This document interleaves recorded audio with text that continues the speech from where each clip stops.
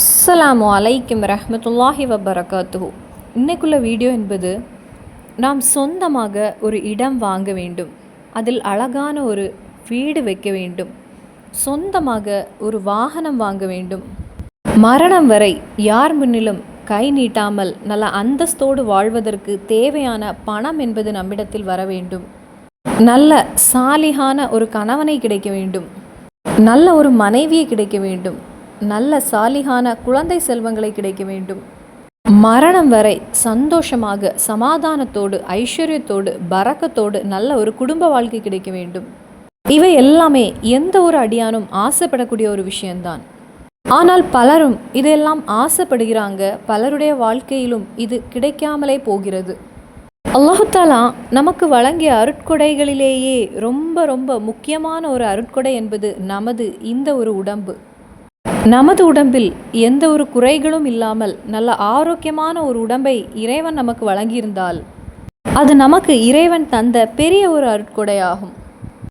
அதன் பின்னர் தான் நமது குடும்பமானாலும் கணவனானாலும் ஆடையானாலும் வாகனமானாலும் பணமானாலும், இந்த துனியாவில் எந்த ஒரு பொருளாக இருந்தாலும் சரி, அது நமது ஆரோக்கியமான உடலுக்கு பின்னர் தான்.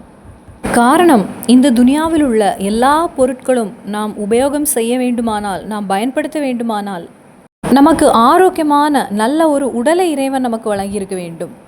ஆரோக்கியமான ஒரு உடல் இல்லை என்றால் இதெல்லாம் கிடைத்தும் எந்த ஒரு பிரயோஜனமும் இல்லை. அதனால தான் நான் சொல்லக்கூடிய ஒரு விஷயம், இறைவன் நமக்கு வழங்கிய அருட்கொடைகளிலேயே ஒரு பொக்கிஷமானது தான் நமது இந்த உடம்பு என்பது. அதனாலேயே மூமின்களே, அல்லாஹு தஆலா எனக்கு நல்ல ஒரு பணத்தை தரவில்லையே, நல்ல வாகனத்தை தரவில்லையே, எனக்கு அதிக முசீபத் இருக்கிறதே, நல்ல ஒரு வீட்டை தரவில்லையே, கல்யாணம் நடக்கவில்லை, இன்னும் குழந்தை கிடைக்கவில்லை, என்னுடைய ஆசையெல்லாம் நடக்கவில்லை, இறைவன் எனக்கு எந்த அருட்கொடையும் தரவில்லை, மற்றவர்களுக்கெல்லாம் நான் சொன்ன இந்த விஷயங்களெல்லாம் கிடைத்திருக்கிறது, இப்படியெல்லாம் நினைத்து வேதனைப்படக்கூடியவங்க, கவலைப்படக்கூடியவங்க, ஒரு விஷயத்தை புரிந்து கொள்ளுங்கள். அல்லாஹு தஆலா உங்களுக்கு வழங்கிய மிகப்பெரிய அருட்கொடைகளில் ஒன்றுதான் உங்களுடைய அந்த உடல் என்பது. எந்த ஒரு குறையும் இல்லாமல் ஆரோக்கியமான ஒரு உடல் உங்களுக்கு இருந்தால் நீங்கள் இறைவனுக்கு ஷுக்ர் செய்து கொள்ளுங்கள், உங்களது நன்றியை தெரிவித்துக் கொள்ளுங்கள். காரணம், மூமின்களே, எந்த குறைகளும் இல்லாத ஒரு உடலை இறைவன் உங்களுக்கு வழங்கியிருக்கிறான் என்றால் அந்த ஒரு உடலை வைத்து உங்களுக்கு எதையும் வாங்கிவிடலாம். அதாவது, உங்களுக்கு பணம் வருமானம் என்பது இல்லாமல் இருந்தால் உங்களுக்கு வேலை செய்து பணத்தை வாங்கலாம், பிஸ்னஸ் செய்து உங்களுக்கு பணத்தை உருவாக்கலாம். செல்வத்தை நீங்கள் உருவாக்கினால், பணத்தை நீங்கள் உருவாக்கினால், இந்த துனியாவில் கிடைக்காத எந்த பொருள் இருக்கிறது? தாய் தந்தையை தவிர வேறு எந்த ஒரு பொருளையும், 95% பொருளையும் பணம் இருந்தால் நமக்கு வாங்கிவிடலாம். அதுவும் நாம் இருக்கக்கூடிய இந்த ஒரு உலகில், நாம் இருக்கக்கூடிய இந்த காலகட்டத்தில் நமக்கு தெரியும், அறிவியல் என்பது அதிகமாக வளர்ந்து விட்டது. அதனாலேயே நமது கைகளில் பணம் என்பது இருந்தால் நமக்கு தேவையான பொருட்கள், நாம் ஆசைப்படக்கூடிய பொருட்கள், அவையெல்லாம் நம் கைகளில் பக்கத்திலேயே இருக்கிறது. அதாவது, நமது பேங்க் அக்கௌண்ட்டில் பணம் என்பது இருந்தால் நமது வீட்டில் நமது பெட்டில் படுத்துக்கொண்டே ஆர்டர் செய்யும் போது அந்த பொருள் நம்மை தேடி நமது வீட்டிற்கு வரும். இது எல்லாருக்குமே தெரிந்த விஷயம் கூட. ஆனால் அதற்கு நமது கைகளில் பணம் என்பது இருக்க வேண்டும். இனி அன்பார்ந்த மூமின்களே, நமக்கு வசிப்பதற்கு ஒரு வீடில்லை, ஆனால் நமது கைகளில் தாராளமாக பணம் என்பது இருக்கிறது. அப்படியானால் நாம் ஆசைப்பட்டது போல, நாம் ஆசைப்பட்ட வீடை கொண்டு தருவதற்கு ஏராளம் பேர் இருப்பாங்க. நாம் அதற்கு வேண்டி அதிகமாக ஓடி செல்ல வேண்டிய தேவையும் இல்லை. அதற்கு வேண்டி முயற்சி செய்வதற்கு ஏராளம் பேர் இருப்பாங்க. நாம் அவர்களுக்கு வழங்க வேண்டியது பணம் தான். நாம் அவர்களுக்கு பணத்தை கொடுத்தால், நமது ஆசைகளை அவர்களிடத்தில் கூறினால், நமது திட்டங்களை அவர்களிடத்தில் கூறினால், நாம் ஆசைப்பட்டது போல, நாம் நினைத்தது போல உள்ள வீட்டின் சாவி நமது கைகளில் வந்து சேரும். அதற்கு நாம் அலைய வேண்டிய தேவையில்லை. அவர் கேட்கக்கூடிய பணத்தை நாம் வழங்கினால் போதும். அதற்கு நமது கைகளில் பணம் என்பது வேண்டும். இனி நமக்கு ஒரு குடும்பம் இல்லாமல் இருந்தால், நமது கைகளில் பணம் என்பது இருந்தால், ஏராளம் பேர் அவர்களுடைய மகளை தருவதற்கு தயாராக இருப்பாங்க. அவர்களுடைய கல்யாணமும் சீக்கிரம் சரியாகிவிடும். காரணம், நமது கைகளில் தாராளமான பணம் என்பது இருக்கிறது, தாராளமான செல்வம் என்பது இருக்கிறது. அது மட்டுமில்லாமல் நல்ல வீடு என்பது இருக்கிறது, நல்ல வேலை என்பது இருக்கிறது, நல்ல பிஸ்னஸ் இருக்கிறது. மன ரீதியாகவும் உடல் ரீதியாகவும் எந்த ஒரு குறையும் இல்லை. அதனாலேயே பெரும்பாலும் எல்லா பெற்றோர்களும் அவர்களுடைய மகளை கல்யாணம் செய்து கொடுப்பதற்கு தயாராகி விடுவாங்க. அதனாலேயே நமது கைகளில் பணம் என்பது இருந்தால் நமக்கு திருமணமும் செய்ய முடியும். அதன் பின்னர் நமக்கு ஒரு அழகான குடும்பத்தை உருவாக்கலாம். அப்படி ஒரு குடும்பத்தை உருவாக்க வேண்டுமானாலும் நமக்கு ஆரோக்கியமான ஹெல்த்தியான ஒரு உடல் என்பது நமக்கு இருக்க வேண்டும். அந்த ஒரு அருட்கொடை இறைவன் நமக்கு வழங்கியிருந்தால் மட்டுமே நான் இப்போ சொன்ன இந்த விஷயங்களை எல்லாம் நமக்கு வாங்க முடியும். அதனால தான் நான் முதல்ல சொன்ன விஷயம், நமக்கு இறைவன் நல்ல ஆரோக்கியமான ஒரு உடலை தந்திருந்தால் அது நமக்கு இறைவன் தந்த பெரிய ஒரு அருட்கொடையாகும். அதற்கு வேண்டி எந்த ஒரு நேரத்திலும் இறைவனிடத்தில் நாம் ஷுக்ர் செய்ய வேண்டும், நமது நன்றியை தெரிவிக்க வேண்டும். இனி பலருக்கும் அல்லாஹு தாலா நல்ல ஆரோக்கியமான ஒரு உடலை வழங்கியிருப்பான். ஆனால் வேறு பல அருட்கொடைகளையும் இறைவன் வழங்காமல் இருப்பான். அதாவது முசீபத்தோடு வாழக்கூடியவங்க இருப்பாங்க. கைகளில் சம்பாத்தியத்தில் பணம் எதுவும் இல்லாமல், நான் முதலில் சொன்னது போலேயே நமது கைகளில் பணம் என்பது இருந்தால்தான் இந்த துனியாவில் உள்ள எந்த தேவையும் நமக்கு பூர்த்தி செய்ய முடியும். அப்போது பணம் என்பது இல்லாமல் கடன் சுமை காரணமாக அதிகமாக வேதனை அனுபவிக்கக்கூடியவங்களும் உண்டு. அதே போலவே வீடியோவோட ஆரம்பத்தில் நான் கூறியது போல எல்லாருக்கும் இருக்கக்கூடிய ஒரு ஆசைதான் சொந்தமாக ஒரு வீடு வாங்க வேண்டும் என்று, அதற்கு சொந்தமாக ஒரு இடம் வாங்க வேண்டும் என்று. ஆனால் பலருக்கும் அது நடந்து கிடைப்பது கிடையாது. ஏனென்றால் கைகளில் பணம் இல்லாத காரணத்தால். ஆண்களை விட இதற்கு அதிகமாக ஆசை உள்ளவர்கள் பெண்களாகும். எதற்கு? சொந்தமாக ஒரு வீடு வாங்க வேண்டும் என்று. ஒரு புது வீடு வாங்க வேண்டும் என்று எந்த ஒரு சகோதரியும் ஆசைப்படக்கூடிய ஒரு விஷயம்தான். அது பெண்களுடைய பெரிய ஒரு கனவாகும். அவர்களுக்கு அந்த ஒரு கனவெல்லாம் நடந்து கிடைக்க வேண்டுமானால் கணவனுடைய கைகளில் பணம் என்பது வேண்டும். பணம் என்பது இல்லை என்றால் எதுவும் நமக்கு வாங்க முடியாது. ஆனால் இவற்றையும் நமக்கு வாங்க முடியும். அதற்கு இறைவனிடத்தில் ஆத்மார்த்தமாக இஹ்லாஸோடு நாம் கேட்க வேண்டும். இறைவனிடத்தில் நல்ல ஆத்மார்த்தமாக இஹ்லாஸோடு எதை கேட்டாலும் இறைவன் நமக்கு அதை வழங்குவான். ஆனால் கேட்க வேண்டிய முறை என்பது நல்ல நம்பிக்கையோடு ஈமானோடு முழு மனதோடு நாம் கேட்க வேண்டும். பலரும் அவர்களுடைய வாழ்க்கையில் தோல்வி அடைவதற்குள்ள முக்கிய காரணம் அவர்களுடைய ஆசையை அவர்கள் இறைவனிடத்தில் கேட்பதற்கு ஒரு மடி என்பது உண்டு, ஒரு சோம்பல் என்பது உண்டு. துவா செய்வதற்கு அவர்களுக்கு ஒரு மடி என்பது உண்டு. ஆனால் இறைவனுக்கு எந்த ஒரு மடியும் கிடையாது. நீங்கள் இறைவனிடத்தில் எந்த ஒரு விஷயத்தையும் துவா செய்தால் அது ஹயராக இருந்தால் இறைவன் அதை உங்களுக்கு தருவான். ஆனால் கேட்க வேண்டிய ஒரு முறை இருக்கிறது. நாம் துவா செய்வதற்கு முன்னதாக ஓத வேண்டிய திக்ருகளை ஓதிவிட்டு நாம் இறைவனிடத்தில் கேட்கும்போது அல்லாஹு தாலா அதை நமக்கு வழங்குவான். நீங்கள் துவா செய்வதற்கு முன்னதாக இறைவனுடைய 99 திருநாமங்களில் மகத்தான ஒரு இஸ்மை நான் உங்களுக்கு பகிர்ந்து கொள்கிறேன். இந்த ஒரு திருநாமத்தை ஓதிக்கொண்டு நீங்கள் துவா செய்தால் அல்லாஹு தாலா உங்களுக்கு சம்பாத்தியத்தில் பணத்தில் நல்ல ஒரு உயர்வை தருவான். அது மட்டுமில்லாமல் நீங்கள் ஒரு வீட்டிற்காக ஆசைப்பட்டால் அல்லாஹு தாலா எந்த தாமதமும் இல்லாமல் அழகிய ஒரு வீட்டை உங்களுக்கு வழங்குவான். அதே போலவே ஒரு வாகனமாக இருந்தாலும் சரி, எதுவாக இருந்தாலும் சரி, பணத்தில் சம்பாதித்தில் நீங்கள் எதை ஆசைப்பட்டாலும் எந்த தாமதமும் இல்லாமல் இறைவன் உங்களுக்கு அதை வழங்குவான். காரணம், இந்த ஒரு திருநாமத்தை ஓதிய ஒரு மனிதனுடைய அனுபவத்தை நான் உங்களிடம் பகிர்ந்து கொள்கிறேன். கேரளாவிலிருந்து ஒரு மனிதர் தமிழ்நாட்டிற்கு வேலைக்கு வந்தார். அவர் 20 வருடமாக இந்த தமிழ்நாட்டிலேயே இருக்கிறார். அவங்க திருப்பி கேரளாவிற்கே செல்லவில்லை. அதனாலேயே பலரும் அவர்களிடத்தில் அவர்களுடைய தாய் தந்தை பற்றியும் குடும்பத்தினரை பற்றியும் சொந்த ஊரை பற்றியும் கேட்பதுண்டு. ஆனால் அந்த நபர் கேள்விகளுக்கு சரியாக எந்த பதிலும் கூறுவது கிடையாது. குடும்பத்தை பற்றி கேட்கும்போது அந்த நபருடைய கண்களிலிருந்து கண்ணீர் வந்துவிடும். அதனாலேயே யாரும் அதிகமாக கேள்விகள் கேட்பது கிடையாது. எல்லாருக்கும் அந்த மனிதரிடத்தில் ஒரு தனி அன்புண்டு. காரணம், நல்ல ஒரு மனிதராகும், நல்ல ஒரு மனம் கொண்டவர். எல்லாரும் அந்த ஒரு மனிதனை வேலைக்கு அழைப்பாங்க. அந்த நபரிடத்தில் ஒரு நம்பிக்கை உண்டு.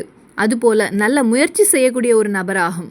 யார் வேலைக்கு அழைத்தாலும் சீக்கிரம் வேலைக்கு செல்லக்கூடிய ஒரு நபர். அதுபோல எந்த ஒரு சோம்பலும் இல்லாமல் நல்ல முயற்சி செய்யக்கூடியவர், கடினமாக உழைக்கக்கூடியவர்.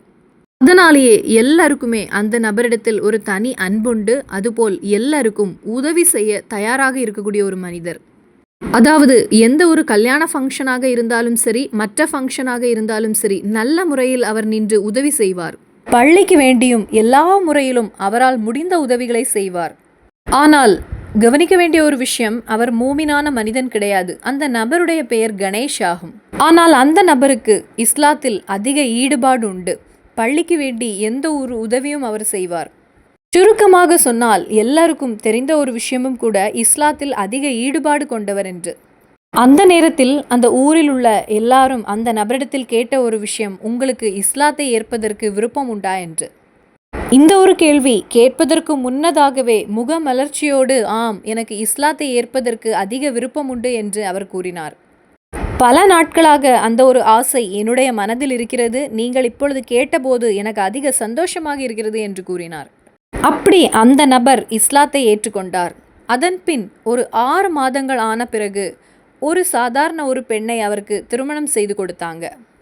இஸ்லாத்தை ஏற்று இப்பொழுது 3 வருடம் ஆகிறது. கல்யாணமாகி 2 வருடங்கள் ஆகிறது. அந்த நபர் வசிப்பது ஒரு வாடகை வீட்டில்தான்.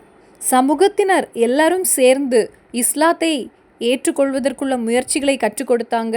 அதேபோல் ஒரு சாதாரண பெண்ணை திருமணம் செய்தும் வைத்தாங்க. அந்த நபருக்கு அதிக வேதனை என்பது இருந்தது, இன்னும் ஒரு வீடு என்பது இல்லையே என்று.